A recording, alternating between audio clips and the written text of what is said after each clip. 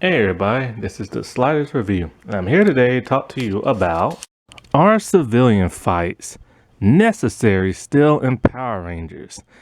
So, I always planned to talk about civilian fights when I was gonna talk about the overall reason why I love Power Rangers, why I think it's a great series, why I think people should respect it. I mean, it's no different than Avengers, X-Men, Justice League, or any of that stuff. Superheroes, supervillains, colorful costumes, good versus evil, world building, and drama. Suspense. Um, that's all one and the same. So how can you respect one, not the other? But anyways, and I was gonna talk about everything I like about Power Rangers, everything I don't, and I was gonna touch on civilian fights. However, something interesting came up today that I felt like chiming in on and everything. And the reason why is because it has caused a lot of discourse between that of the Power Ranger fandom. Yes, the Power Ranger fandom has finally become divided to where people are arguing with each other, people are fighting, all the infighting. Before, all the fighting came from the fans versus Saban, and how when he rebought the company, he ruined it and everything. And that was mostly where all the infighting came from, but now it's the fans versus the fans. And whew, boy, there's been a lot of fighting today. How did it all start? Well, so Power Rangers has been trending for the last couple of days. I'm like, I wonder why. I'm like, could it be? Could a Cosmic Fury suits be out already? I'm like, please let it be out. But it's not. So when I went there and I started scrolling, I saw something by Simon Bennett. Now, he is the creator of Dino Fury and will be for Cosmic Fury. And he has done other projects in the past. The Almighty Johnsons that I've never seen because it's a New Zealand show. And Go Girl, which I've only seen one episode of on YouTube. And so, like, he's also directed plenty of episodes of Beast Morphers and Ninja Steel. And, well, he put out a very interesting tweet that I don't know how to take this and everything. Basically, somebody asked him about civilian fights and why there aren't that many of them. And he commented, I'm not sure what he said before, but he said in this picture that I'm showing you right now, basically saying like my last words on civilian fights is that it's becoming boring, rapidly boring and everything. His last conversation, not the civilian fights, but like he just says like, you know, my last words on the civilian fights conversation has been rapidly becoming boring. Civilian fights will continue to happen when stories require it. Okay, makes sense. But then this is the part that gets confusing. And he says that basically filming civilian fights have become a negative effect on the show, and in many cases it's just not worth it. I'm confused by that statement, and I wish he would clarify. How is it negative on the show? Civilian fights are awesome. They were part of like your bread and butter of the old Fox Kids era, especially with Mighty Morphin and Zeo and stuff. In the first half of Turbo, they started to die out in space and completely died out in Lost Galaxy. Then they started dying out and will only pop up here and there once in a while. Dino Thunder brought it back because, you know, they really tried to go back to the whole Zordon era, and especially when they brought Tommy back. So I don't know what he's talking about, a negative effect on the show. The only thing I know about it is that civilian fights, one,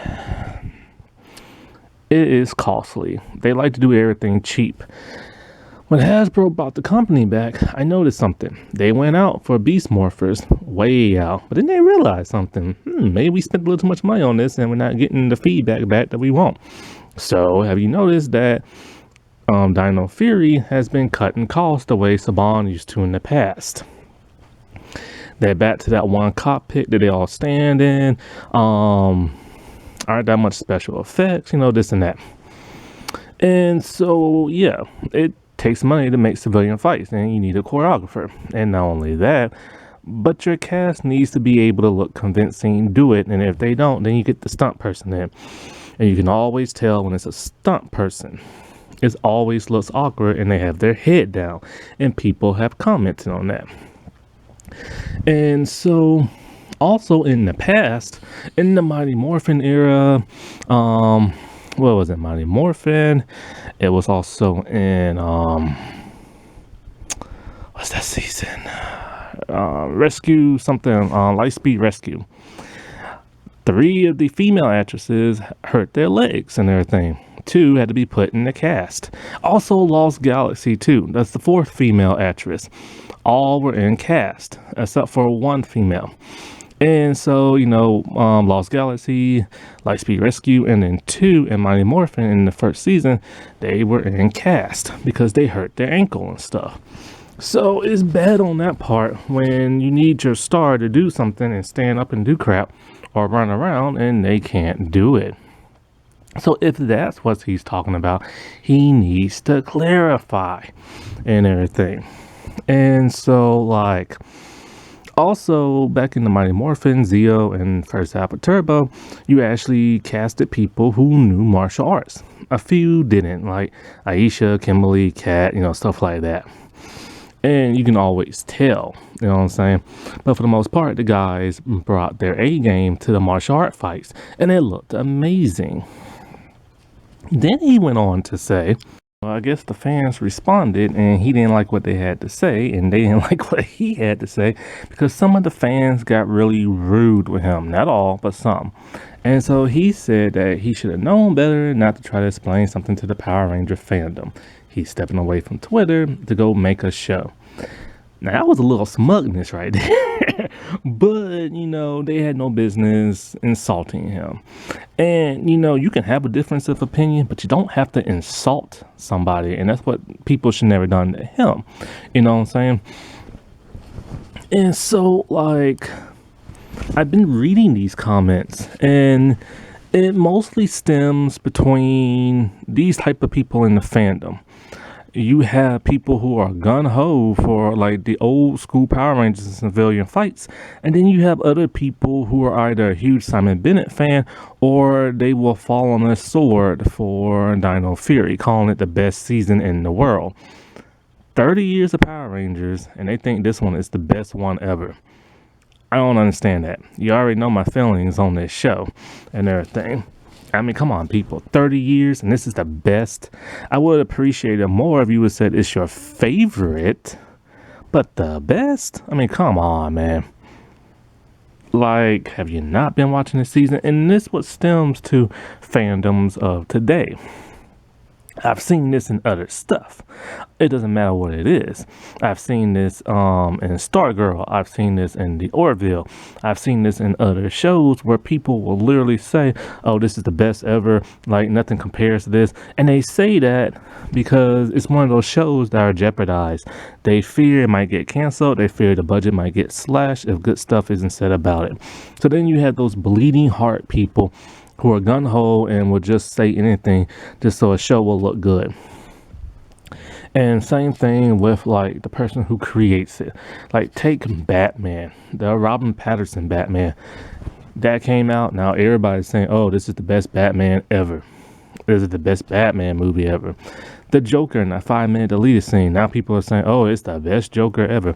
Really? This is just something people say in modern day. And that's why I don't respect people when they say that crap when something new comes around.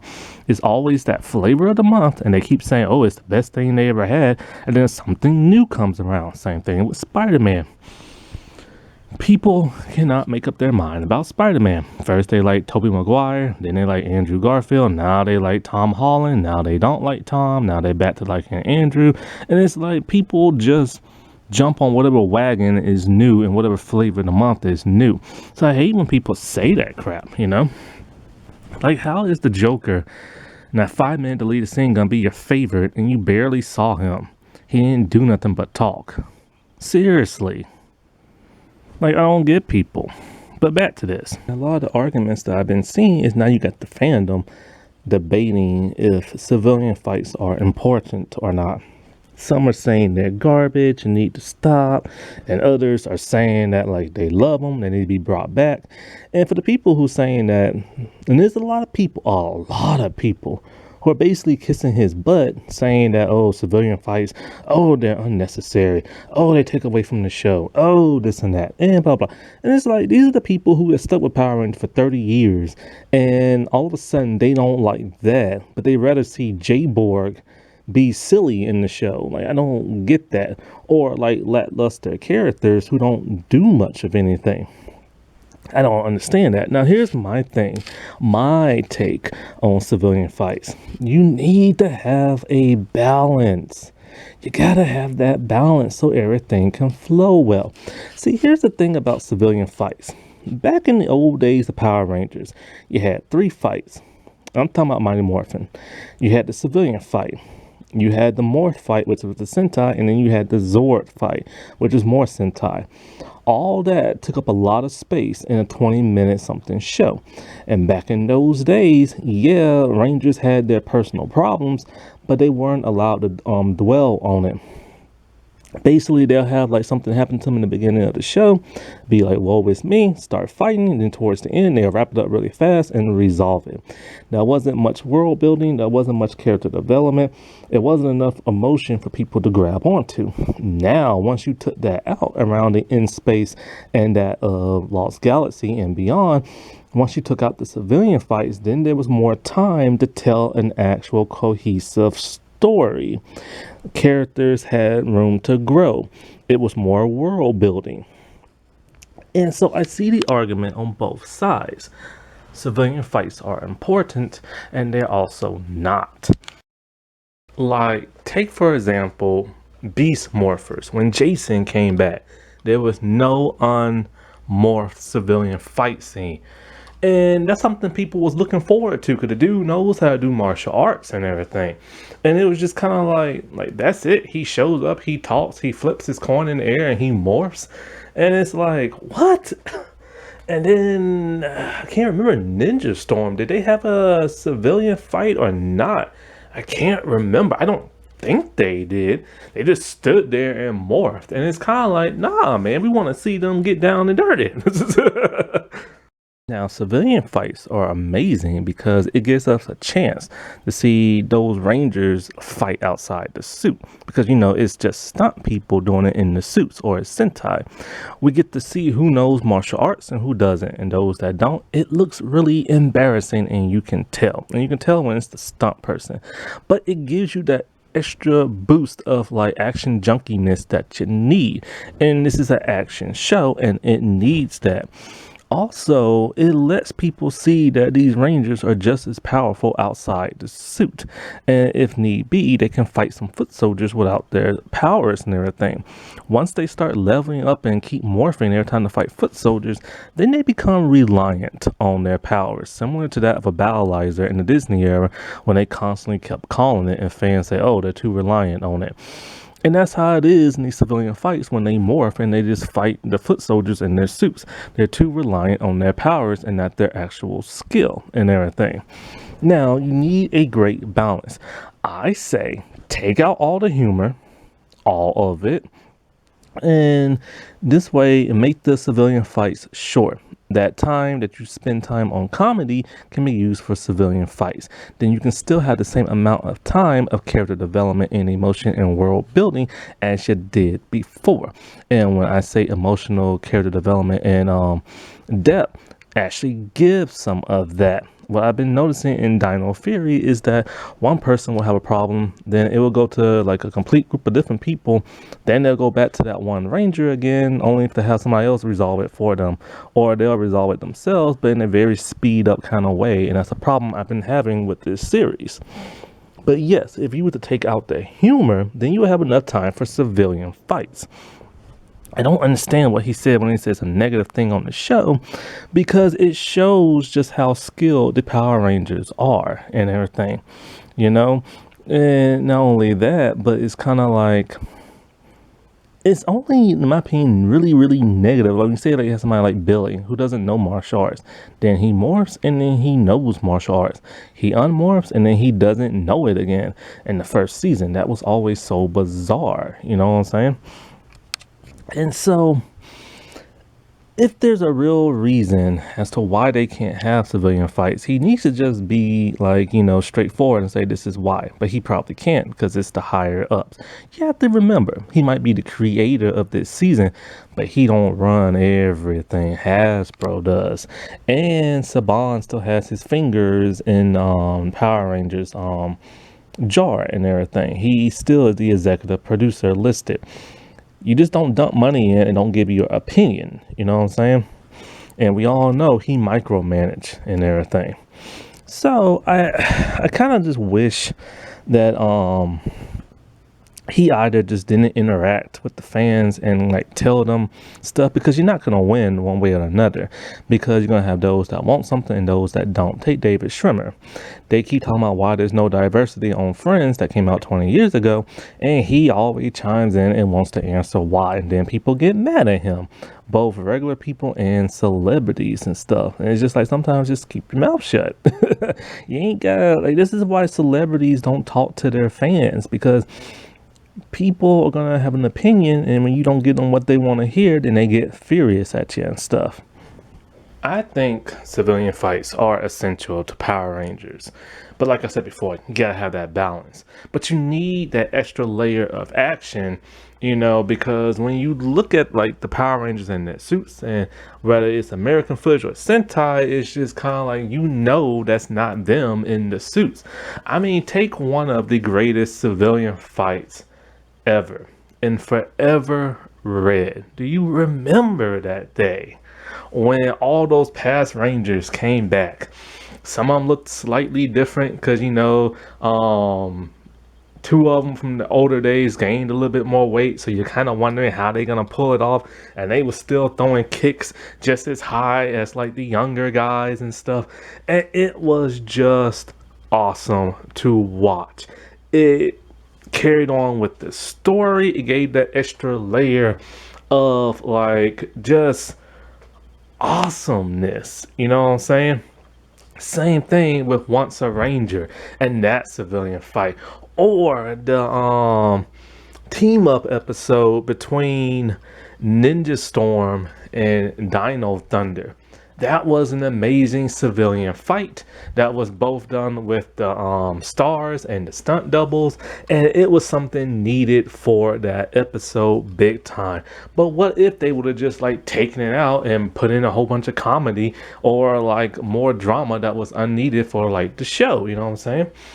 And so I don't think action or civilian fights is negative on a show. I think all that humor is negative for Power Rangers. All that humor is making it cringe. All that humor is causing people, even people in the fandom, to call this a kid show. And this is why people respect the Avengers, but they don't respect Power Rangers. Alrighty, well, I'll talk to y'all later. Bye.